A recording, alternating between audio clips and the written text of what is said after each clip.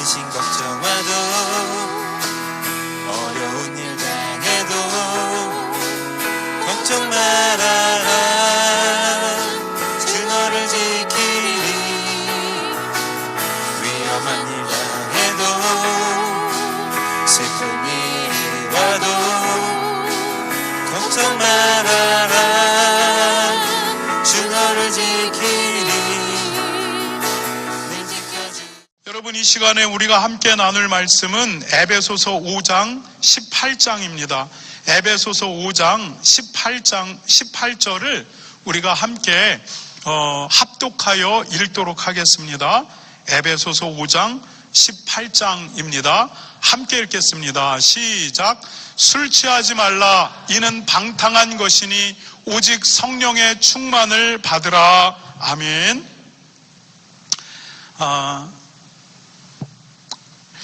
여러분, 오늘 신앙의 기본 네 번째, 성령으로 충만하십시오 라고 하는 제목으로 우리가 함께 말씀의 은혜를 나누기를 원합니다. 사도 바울은 그리스도인의 삶을 영적 전쟁이라고 합니다. Spiritual warfare. 영적 전쟁이 그리스도인의 삶이다, 이렇게 이야기합니다. 그런데 이 전쟁에서 그리스도인이 싸우는 존재는 혈과 육이 아니라고 말합니다. 다시 말하면 싸움의 대상이 눈에 보이는 사람이 아니라는 것입니다.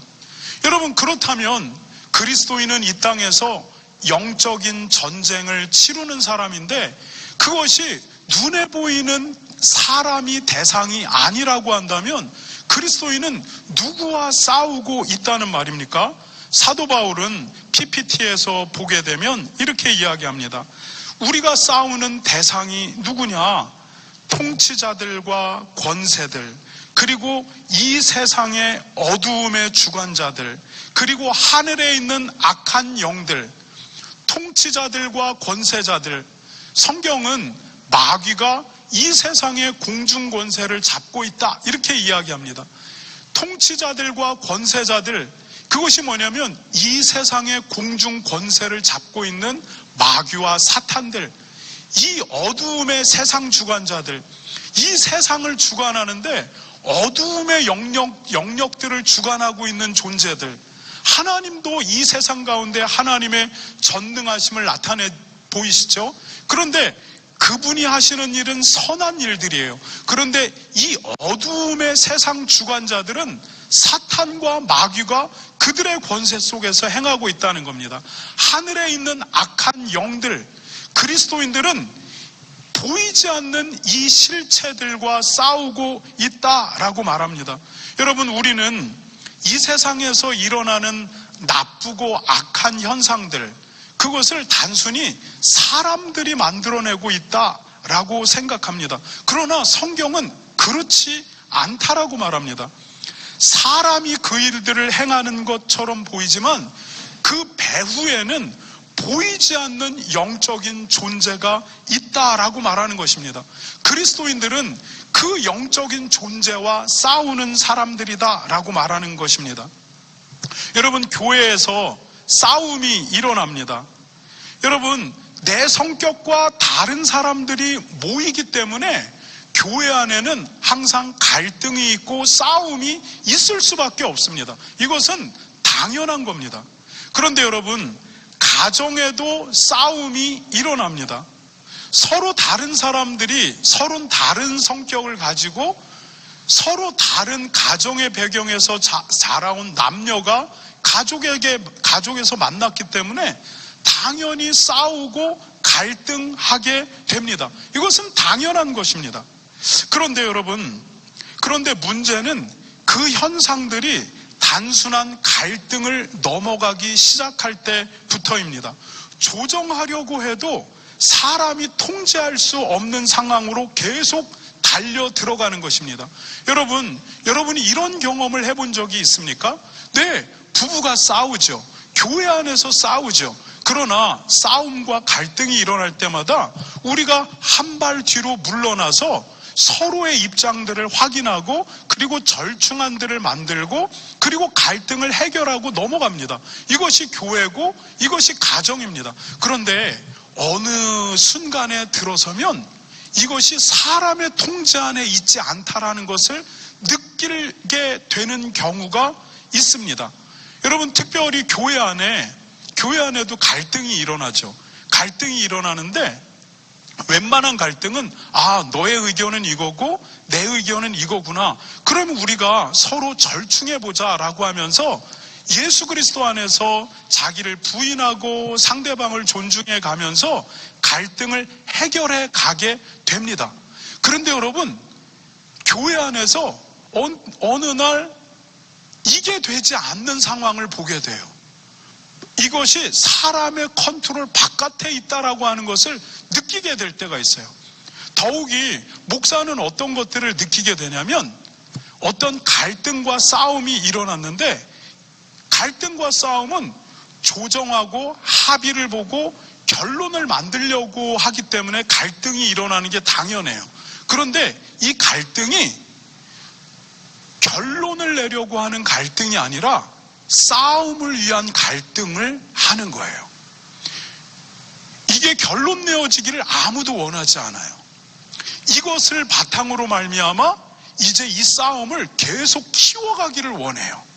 그때는 사람의 통제 밖으로 들어가게 됩니다. 처음에는 이게 문제고 이게 문제라서 이렇게 조정하면 되겠구나 했는데 안 됩니다. 뭐냐면 싸움을 위한 싸움을 하는 겁니다. 아무도 이 싸움을 갈등의 조정으로 끝내고 싶어 하지 않습니다. 그리고 교회 안에서 펼쳐지는 드라마를 계속 보기를 원합니다. 누구와 누구가 의견 갈등으로 싸웠대. 그래? 그래서 목사님이 그걸 중재하려고 이렇게 했대. 그 다음에 그랬더니 이분이 이렇게 했대. 그랬더니 목사님이 화를 내셨대. 목사님이 화를 내니까 이분이 또 이렇게 했대. 목사님이 화를 내고 그분과 싸우니까 누가 또 목사님 말린다고 또 들어왔대. 그랬더니만 또 그분하고 목사님하고 다투기 시작했대. 여러분, 결론을 맺기 위한 갈등이 아니라 싸움을 위한 싸움을 향해 교회가 달려갑니다. 절대로 그 싸움이 끝나기를 바라지 않습니다. 갈등이 조절되어지기를 바라지 않습니다. 여러분, 지금 바울은 이 이야기를 하는 겁니다. 갈등은 가정에도 있고 교회에도 있을 수 있습니다. 그러나 그것들이 어느 현상을 딱 넘어가는 순간부터 그것은 혈과 육에 대한 싸움이 아니라 그 배후를 잡고 있는 악한 영들과의 영적 전쟁이라고 성경은 규정하고 있습니다. 여러분, 사람과 사람 사이의 갈등이라고 보지만 그 뒤에 보이지 않는 이면에 악한 영들과 사단이 이것들을 이끌어가고 있는 겁니다. 우리의 연약함에 틈타고 그리고 틈타서 이것들을 부추기면서 끊임없이 가정과 교회가 파괴되어지게 하는 것입니다. 여러분의 삶에서 이런 비정상적인 현상들이 나타난다라고 한다면 그때부터 여러분 분별해야 합니다.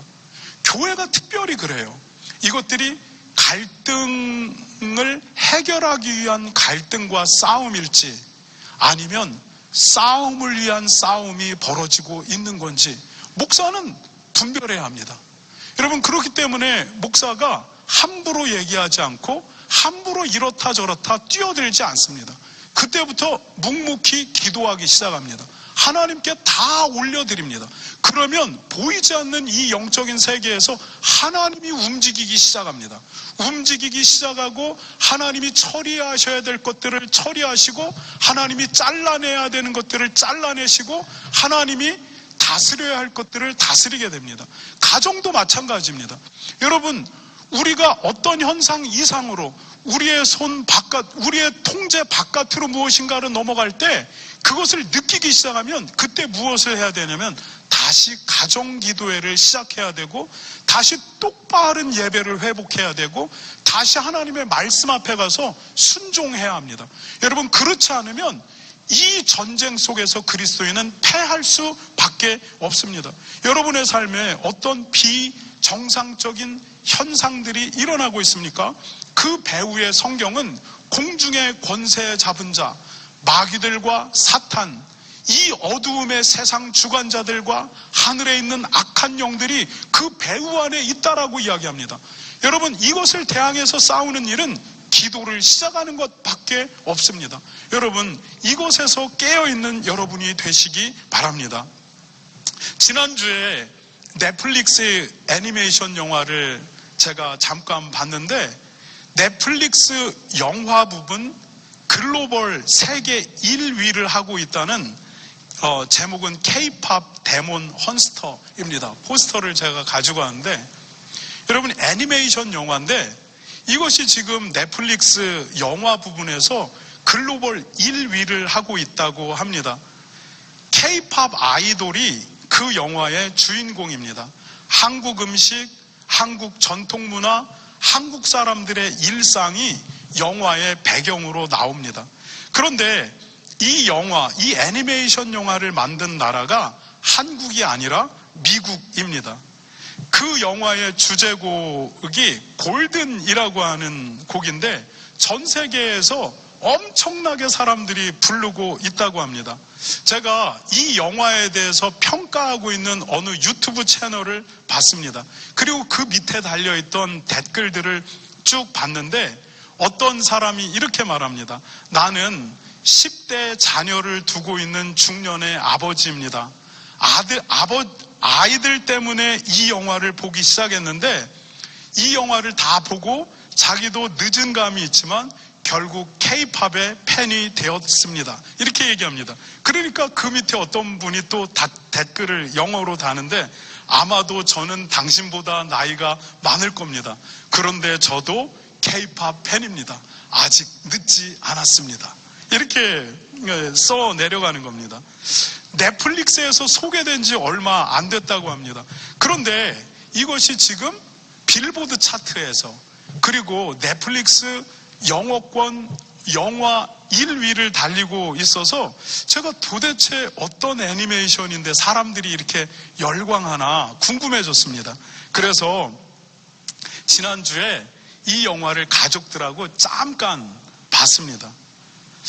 그런데 아니나 다를까 이 영화의 소재는 영적인 것이었습니다. 영화에 등장하는 3명의 아이돌 걸그룹은 노래와 춤으로 마귀를 물리칩니다. 그런데 그 3 여자 아이돌들을 보게 되면 무당을 연상하게 됩니다. 영화에서도 그들을 혼무, 무당이라고 이야기합니다. 그들이 악귀를 물리칠 때 쓰는 무기들이 있습니다. 예, 제가 PPT에 올렸는데 PPT를 보게 되면 그 무기들이 뭐냐, 무당이 굿할 때 쓰는 맨 처음 칠성칼, 그 다음에 신장칼, 수비칼, 수비칼이라고 요만한 칼이 있는데 3개씩 해서 막 이렇게 돌려 부채같이 돌리는 칼입니다. 여러분, 각각의 아이돌 3명이 이 칼 하나하나를 자기의 무기로 갖고 마귀를 물리친다라고 하는 겁니다. 여러분, 애니메이션을 보다 보면 무당을 미화하고 있다라고 하는 것을 느끼게 됩니다. 사람들이 이것을 그냥 이렇게 보다 보면 무당이나 영매자들, 귀신과 교통하고 있는 사람들이죠. 그 사람들을 긍정적으로 평가하거나 그 사람들을 멀리 있지 않고 그냥 친숙한 사람들이라고 생각하게 되는 것입니다. 여러분, 최근에 비정상적인 인기와 반응을 일으키는 대부분의 것들이 영적인 것을 소재로 하고 있거나 성경의 가치와 정반대되는 것들, 이것을 소재로 삼고 있습니다. 여러분, 대표적인 것이 우리 다음 것에 보면 파묘, 그리고 해품달, 이런 것들입니다. 성경은 이런 것들이 강력하게 사람들의 삶과 정신세계와 마음에 파고들어서 성경이 반대하고 있는 어떤 가치들에서 이것들을 미화하고 강력하게 우리의 마음에 이것들을 수긍하도록 받아들이는 역할을 해주고 있습니다. 성경은 이것이 단순한 문화 현상이 아니라고 말합니다. 이것은 그 배후에 영적인 존재가 있다라고 성경은 말합니다. 고린도후서 4장 4절을 보면 마귀가 이 세상의 공중권세를 잡고 있다라고 말합니다. 그리고 그 마귀가 사람들의 마음을 혼미케 한다라고 말합니다. 사람들의 마음을 혼미케 해서 결국 하려고 하는 것이 무엇이냐? 그들이 예수 그리스도의 복음에 도달하지 못하도록 막는다는 겁니다. 여러분, 우리가 사는 시대가 더욱 그렇게 되고 있습니다. 마귀가 여러 가지 강력한 현상으로 우리의 마음을 우리의 분별력을 혼미케 합니다. 그리고 우리로 하여금 하나님과 예수 그리스도의 복음에서 점점 멀어지게 만듭니다. 여러분, 만약에 우리가 이런 세상에서 깨어 있지 않으면 우리가 어떤 현상을 갖게 되냐면 믿음의 허무주의 안으로 들어가게 됩니다. 믿음도 허무하고 십자가의 복음, 감격스러웠던 그 복음도 그래서 저게 뭔데, 그 다음에 하나님을 향해 열심을 내는 열심도 그거 다 필요 없어, 이 믿음의 허무주의 속으로 들어가게 됩니다. 그래서 우리에게 생각하기를 어떻게 생각하냐면 그냥 양관식 같은 남편 만나서 행복하게 이 한 세상 잘 쿨하게 살다가 가는 것, 그게 인생 아니겠어? 뭐 영원한 세계가 있고 뭐 천국이 있고 뭐 하나님이 있고 뭐 심판이 있겠다고, 그냥 이 땅에 사는 동안 양관식 같은 남편 딱 꿰차서 자식 낳고 그냥 희노애락 경험에 가다가 그냥 살면 되지 않겠어? 도대체 우리의 삶의 의미가 뭔데? 여러분, 이런 강력한 영향이 우리의 삶에 침투하면서 우리의 신앙을 아주 무의미하고 허무한 것으로, 고린도후서 4장 4절에서 사도 바울이 이야기하는 대로 우리의 마음을 혼미케 하여 예수 그리스도와 하나님을 향하여 나가지 못하게 한다라고 말합니다. 여러분, 무당이든 뭐든 그냥 나에게 좋게 해주는 거면 이거 오케이 아니야? 그게 진리이건 비진리이건 그냥 사람들이 좋다는 것, 그냥 그거 같이 좋아주면 되는 거 아니야?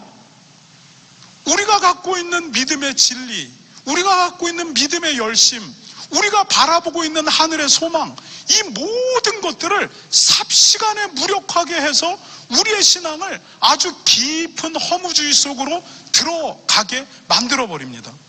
여러분, 우리로 하여금 믿음을 허무는 것들이 이제 세상엔 더 강력하게 우리를 치고 들어옵니다.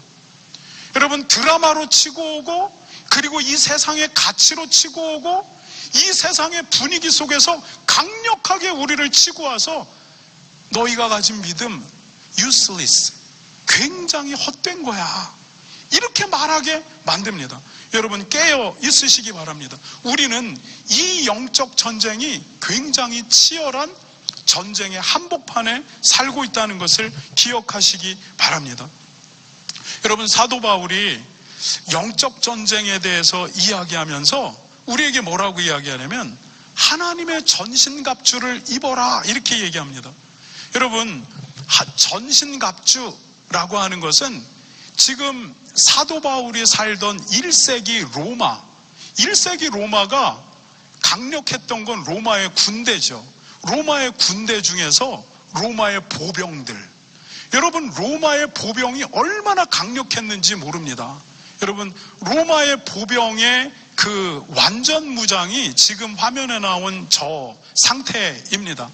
여러분, 검을 들고, 공격용 검을 들고, 그 다음에 방패를 들고, 머리에는 철로 된 투구를 쓰고, 가슴에도 철로 된 흉패를 붙이고, 그리고 허리띠를 차게 되고, 그리고 가죽으로 된 부츠를 신고, 이제 기동하기에 아주 편한, 그러나 강력하게 공격하고 방어를 동시에 할 수 있는 무장을 딱 갖추고 로마 보병이 이제 강력하게 전투를 해나가는 겁니다. 이것이 1세기 사도 바울의 로마 보병들의 완전 무장의 상태입니다. 전신갑주라고 하는 것은 로마 보병이 입고 있는 이 완전 무장의 상태를 이야기하는데, 영적 전쟁을 하고 있는 이 시대에 이 전신갑주 완전 무장을 하라고 에베소 교회에게 권면하는 겁니다. 그러면서 이 완전 무장을 뭐라고 이야기하냐면, 진리의 허리띠 진리로 딱 동여매라. 그 다음에 의의 흉패, 의로움을 품고 의로움으로 가슴을 무장해라. 그리고 구원의 투구, 내가 하나님의 백성이라고 하는 이 구원의 투구 쓰고 있어라. 그 다음에 믿음의 방패, 이제 사단이 공격해오는 이것을 믿음의 방패로 탕탕 다 막아내라. 그리고 복음의 신, 발이 편해야 되는 것처럼 평안에 우리의 영혼을 평안하게 닻을 내리게 할 수 있는 복음의 신, 이 신을 신고 기동해라. 그리고 마지막 공격용 무기, 성령의 검, 하나님의 말씀을 쥐어라. 이렇게 말하는 것입니다. 여러분, 우리가 다른 건 다 스킵하고 구원의 투구에 대해서 조금 더 이야기하기를 원합니다. 여러분, 투구는 머리를 보호하는 헬멧입니다. 머리에 화살이 슉 날아오면 그냥 꽂혀버리면 가는 거예요. 여러분, 칼로 이렇게 휘두르는데 칼로 그냥 머리 딱 하나 맞으면 그냥 가는 겁니다. 여러분, 이것을 보호하기 위해서 이제 로마 군대는 이 철갑으로 된 헬멧을 쓰게 됩니다. 칼로 아무리 때리려도 탱탱 나가는 겁니다. 여러분, 화살이 아무리 뚫으려고 해도 날아와서 탱 그냥 튕겨 나가는 겁니다. 이 구원의 투구 쓰고 있어라, 이렇게 말하는 겁니다. 그렇다면 그리스도인의 영적 전쟁에서 이 구원의 투구는 무엇을 말하는데 사도 바울은 구원의 투구 쓰고 있어라 이렇게 말하는 겁니까? 뭐냐면 구원에 대한 분명한 믿음입니다. 내가 구원받은 하나님의 백성이라고 하는 분명한 생각과 믿음, 이거를 붙들고 있어야 된다라고 말하는 것입니다. 여러분, 마귀가 그리스도인들을 공격하는 가장 치명적인 공격이 무엇이냐? 여러분, 머리에 칼 맞거나 화살을 맞으면 사망 또는 치명적인 상처로 자기의 기능들을 힘을 잃어버리게 되게 됩니다. 그런데 구원의 투구 딱 쓰고 있어라. 이게 뭐냐면 내가 하나님의 백성이다 라고 하는 믿음과 자의식. 그런데 마귀가 이것을 공격합니다. 우리의 구원을 흔들어 버립니다. 우리가 갖고 있는 구원에 대한 확신 안에 의심을 집어넣습니다. 그리고 우리 안에 너 하나님의 백성 맞아? 질문하게 됩니다. 그리고 너 하나님이 너를 구원하셨을까?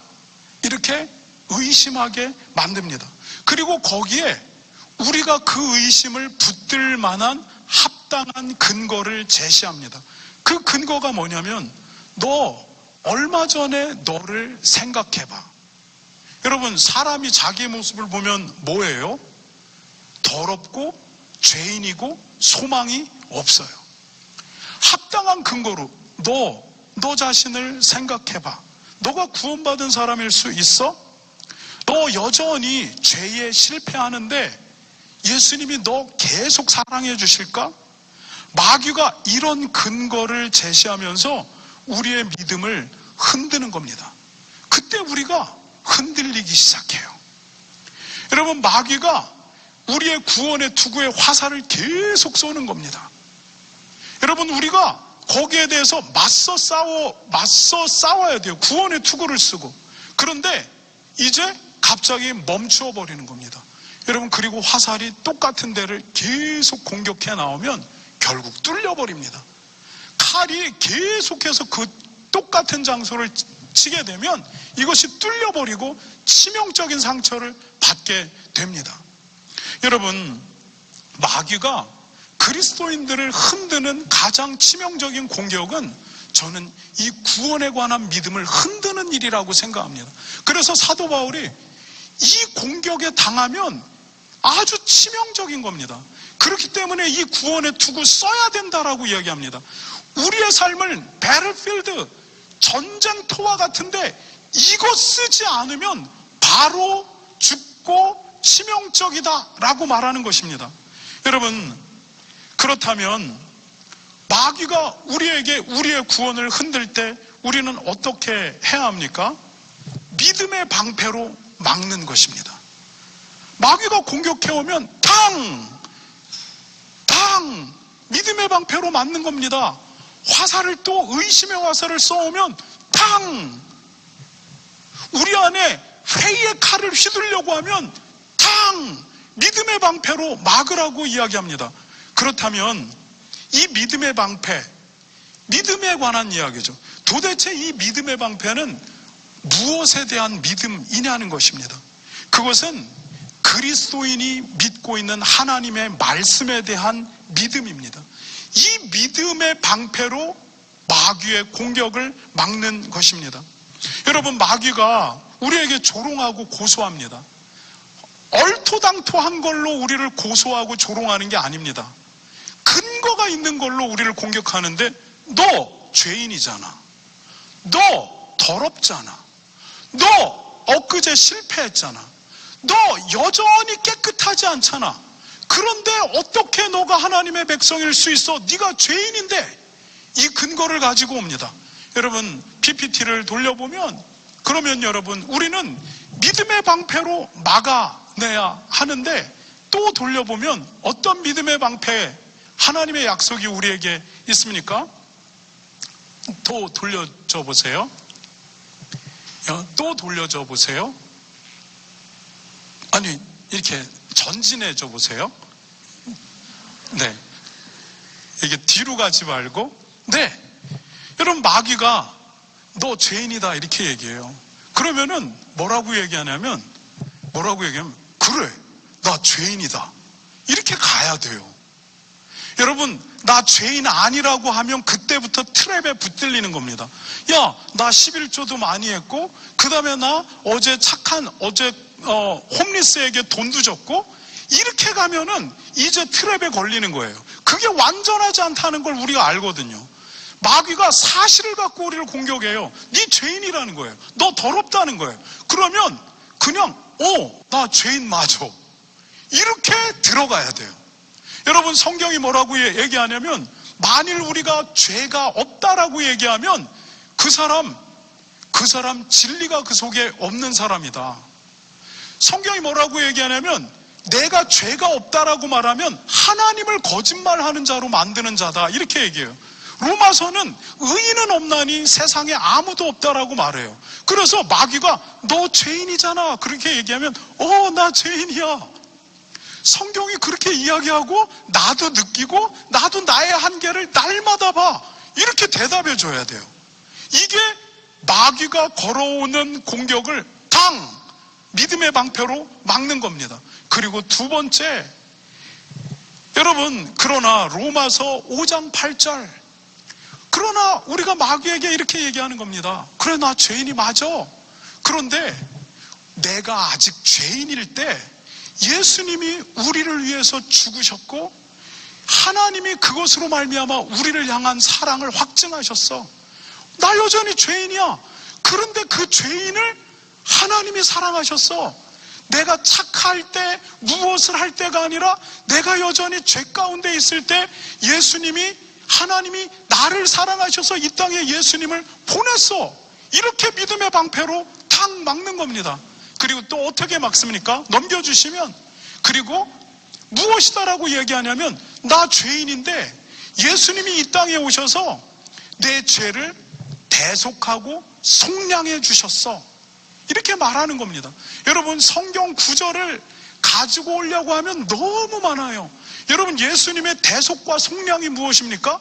대신 갚아주고, 대신 바꾸어주고, 내가 죄인인데 예수님이 십자가에서 죽으심으로 말미암아 내 죄값을 예수님의 십자가와 바꿔줬다는 겁니다.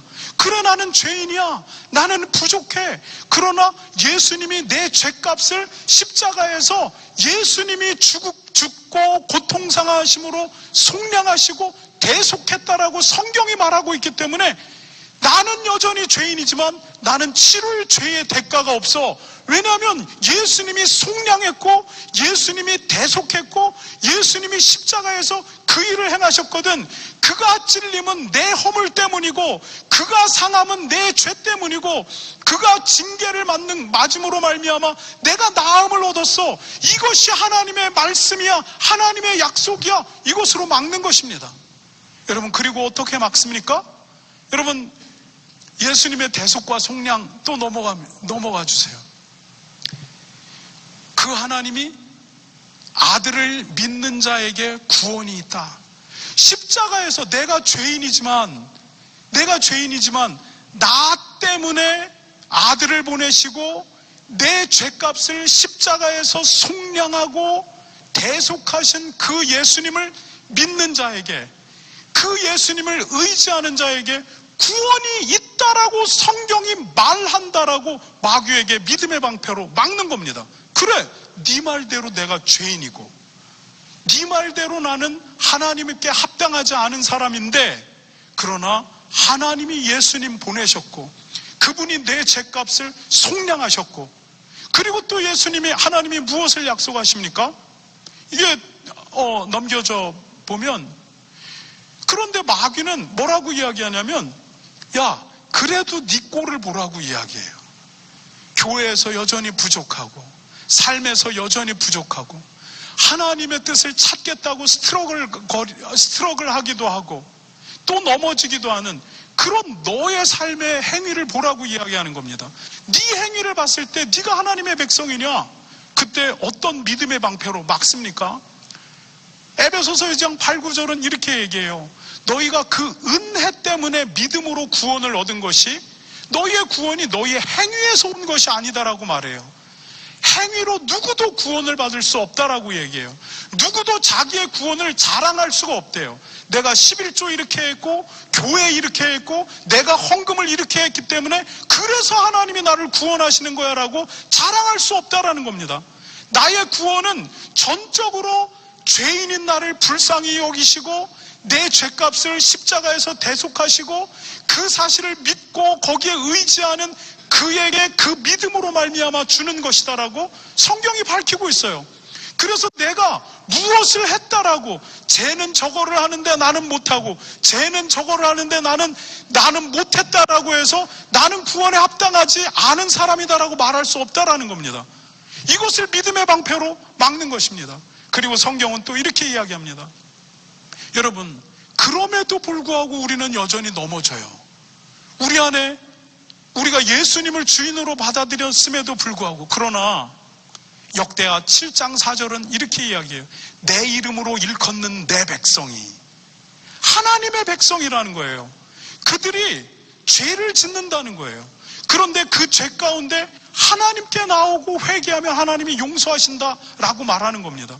여러분, 요한일서 1장 9절에서 사도 요한은 믿는 자들의 교회에게 편지합니다. 예수 그리스도를 주인이라고 고백하는 그들에게 편지합니다. 만일 우리가 우리의 죄를 자백하면, 우리가 하나님 앞에 죄인이라고 고백하고 용서해달라고 구하면 하나님이 우리를 용서하신다, 이렇게 이야기합니다. 다윗이 무엇이라고 고백합니까? 내가 내 죄를 하나님 앞에 고백하고 아랬더니 하나님이 내 죄를 사하셨다라고 이야기합니다. 다윗이 또 무엇이다라고 이야기합니까? 누구든지 하나님께로 피하는 자는 벌을 받지 않는다라고 말합니다. 여러분, 내 안에 죄가 있고 하나님을 향한 잘못이 있습니다. 그런데 내가 하나님의 은혜를 구하면서 하나님께로 피하면 하나님은 벌하지 않는다라고 약속합니다. 마귀가 끊임없이 우리의 죄를 갖고 우리를 공격하고 우리의 구원의 투구를 향해서 계속 화살을 쏘고 우리의 구원의 투구가 뚫어질 때까지 칼로 내리칩니다. 우리의 구원의 믿음이 흔들리기 시작하고 의심이 찾아오고 내 자신의 객관적인 것들을 보게 되면 그 마음 말에 동감하지 않을 수 없게 됩니다. 그때 우리는 치명적인 공격을 받아들이기 시작하게 되는 겁니다. 여러분, 사도 바울이 믿음의 방패로 쳐내라 라고 이야기합니다. 내가 당연히 죄인이지. 그런데 예수님께서 속량하셨지. 그 속량에 기대는 사람에게 구원이 있지. 여전히 내가 죄에 무너지지. 그러나 내가 회개하면 하나님이 용서하신다라고 말씀하셨지. 구원은 행위로 말미암는 것이 아니라 예수 그리스도의 속량의 은혜에 기대는 그 믿음으로 말미암는 것이지, 모든 것들을 믿음의 방패로 쳐내는 것입니다. 쳐내지 않으면 어떻게 되느냐? 공격을 받게 되고 치명적인 공격 속에 헤매게 되는 것입니다. 여러분, 그리고 마지막에 마귀를 향해 성령의 검, 막을 뿐만 아니라 찔러 내시는데 그것이 무엇이냐? 믿는 자들을 향한 약속, 영생, 곧 유일하신 참 하나님과 그가 보내신 자 예수 그리스도를 아는 것이니이다. 영생은 예수 그리스도가 하나님이신 것과 그분이 우리의 죄를 속량하신 것과 그것에 의지하는 그에게 하나님이 은혜 베푸신다라는 사실을 알고 믿는 것이 영생이다 라고 하고 마귀에게 검으로 찌르는 겁니다.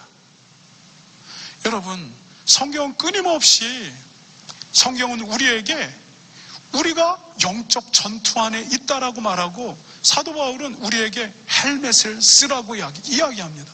구원의 헬멧, 구원의 헬멧 반드시 쓰라고 이야기하고 있습니다. 믿음의 방패, 하나님의 말씀을 근거로 한 믿음의 방패로 막고, 그리고 성령의 검으로 찌르라고 말하고 있습니다. 여러분, 이 영적 전쟁에서 승리하시기 바랍니다. 그런데 여러분, 전쟁에서 중요한 것은 무기고 힘이고 전략입니다. 그런데 이것들 이상으로 중요한 것이 있습니다. 그것은 뭐냐면 사기라고 부르는 겁니다. 사기, 누구를 속이는 거 아니고 사기. 이야, 사기. 군인들의 전투 의지입니다. 아무리 좋은 무기를 갖고 있고 힘을 갖고 있고 전략이 있어도 군인들의 이 전투 의지가 그 마음에 없으면 전쟁은 패합니다. 러시아가 우크라이나를 침공했습니다. 전 세계가 이 전쟁은 일주일 안에 끝난다라고 했습니다. 그런데 의외의 일이 일어났습니다. 작은 우크라이나가 러시아를 대항해서 싸우겠다라고 하는 전쟁의 의지를 보인 겁니다. 대통령이 그 의지를 보니까 전 국민과 군대의 사기가 올라갔습니다. 그러면 일주일 만에 이 전쟁에서 패하는지 않겠다. 우와, 싸우자. 이 의지가 일어나더니 결국 그 전쟁은 일주일을 넘어 지금 3년을 지속해가고 있고, 러시아는 이 일로 말미암아 계속해서 국력이 바닥나고 있습니다. 여러분, 전쟁에서 군인의 전투 의지, 사기, 이것은 힘, 전략, 무기보다 중요합니다. 그리스도인의 삶도 마찬가지입니다. 그리스도인이 모든 것들을 다 갖추고 있어도 이 전쟁에서 이 사기가 없으면 이 전쟁을 치를 능력이 없습니다. 여러분, 그러면 이 사기가 무엇입니까? 이 사기는 하나님을 향한 그리스도인의 의지하는 마음입니다. 여러분, 성경은 이것을 성령의 충만함이라고 말합니다. 사도 바울은 그래서 그리스도인들에게 에베소서 영적 전쟁에 관한 이야기를 끝맺으면서 성령으로 충만하라라고 말합니다. 이 이야기를 하는데 사도 바울이 너희는 술 취하지 말고 성령의 충만함을 받아라. 언어적 기교를 써요. 성령의 충만함과 술에 취하는 것, 이것을 묘한 언어적 기교로 대비시켜 놓고 있습니다. 여러분, 사람이 술 취할 때 어떻게 됩니까? 술에 취하면 그 술 기운이 이끄는 대로 살아가게 됩니다. 여러분, 술 기운에 이끌리는 바가 무엇입니까? 내 이익과 내 즐거움과 내 쾌락을 향해 살아가는 겁니다. 그런데 사도 바울이 이것과 반대로 성령의 충만함을 받으라 이렇게 이야기합니다. 성령의 충만함을 받으라는 것이 무엇입니까? 하나님을 향하여 살으라는 것입니다. 여러분, 이 마음이 강력하지 않게 되면 우리가 하는 모든 것에 의미를 잃어버립니다. 성령의 충만함이 없으면 기도는 아주 형식적인 것이 되어져 버립니다. 말씀 묵상은 내가 이 말씀 알고 있지, 그냥 그래서 성경은 이거를 이야기하고 있지, 그냥 지식에 불과합니다. 여러분, 이 무기가 갖고 있는 위력이 무엇인지 아는 것과 그 무기를 쓰는 것은 다른 이야기입니다. 여러분, 내가 힘을 가지고 있는 것, 다른 사람을 쳐낼 수 있는 힘을 가지고 있는 것과 그 상황 속에서 맞짱을 뜨는 건 완전히 다른 이야기입니다. 그런데 여러분, 그리스도인이 성령 충만함이 없으면 어떤 결과가 나오냐면 무기가 강력하다는 건 아는데 써보지 못합니다. 성령 충만하지 않으면 내가 힘이 있다라고 하는 건 아는데 그 현장에선 쫄보가 되어져 갑니다. 아무 적도 없을 땐 내가 최고인 것처럼 말합니다. 그러나 막상 상대 앞에 서게 되면 주랭랑을 쳐버리게 됩니다. 여러분, 그리스도인이 성령으로 충만하지 않게 되면 이런 현상이 나타나게 됩니다. 여러분, 마귀는 끊임없이 우리의 성령 충만함, 우리의 전투의지, 영적 사기, 이것을 꺾어내려고 합니다. 사도 바울이 뭐라고 이야기하냐면 성령 충만함 상태로 있어야 된다라고 말합니다. 그래야 지금 이 세상을 이겨낸다라고 말합니다. 이 세상 속에서 아닌 것을 아닌 거다라고 이야기하고, 내가 마땅히 치러야 될 대가가 있으면 치를 준비를 하게 되고, 그리고 맞서야 하는 것들이 있으면 맞설 수 있다라고 말합니다. 여러분, 성령 충만함이 없으면 그리스도인들은 그냥 쫄보로 살아갈 수밖에 없게 됩니다. 사도 바울이 성령 충만함을 받으라 라고 말합니다. 여러분, 어떻게 성령에 충만합니까? 기도하는 것. 누가는 누가복음과 사도행전에서 끊임없이 성령의 충만함의 방법을 기도로 말합니다. 여러분, 어떻게 성령 충만합니까? 성경 말씀 안으로 들어가는 겁니다. 큐티 다시 하고, 그 다음에 성경 통독해가는 거 하고, 그리고 말씀을 묵상하고, 묵상할 뿐만 아니라 이 말씀을 믿고, 그리고 무엇이냐면 순종하는 겁니다. 여러분, 성령 충만을 어떻게 유지합니까? 죄를 떠나는 겁니다. 성령과 죄는 함께 자리할 수가 없습니다. 여러분, 죄와 싸우는 삶을 멈췄다면 다시 죄와 싸워야 합니다. 만약에 죄 가운데 내가 넘어졌다라고 한다면 예수님이 우리에게 하신 약속, 하나님이 우리에게 하신 약속 뭐냐? 네가 하나님 앞에 회개하고 내 백성이 하나님 앞에 회개하면 난 그의 기도를 듣고 그를 용서할 것이다 라고 하는 회개의 삶을 계속해서 살아가는 것입니다. 여러분, 회개의 삶을 멈추지 않는 것이 성령 충만의 길입니다. 여러분, 성령 충만하시기 바랍니다. 영적 전쟁이 너무나도 치열하게 펼쳐져 가고 있습니다. 마귀가 사람들로 하여금 마음을 혼미하게 만듭니다. 그리고 복음 앞으로 가지 못하도록 딱 차단합니다. 성령 충만하지 않으면 그 마귀의 공격에 쉽게 넘어집니다. 여러분, 다시 이 성령 충만을 회복하시기 바랍니다. 가정기도에 때때마다 해야 된다면 여러분, 때때마다 하시기 바랍니다. 말씀 묵상, 말씀 읽기, 그리고 순종하는 삶, 죄와의 싸움, 이 일들을 통해서 성령 충만해지는 여러분이 되시기를 바랍니다.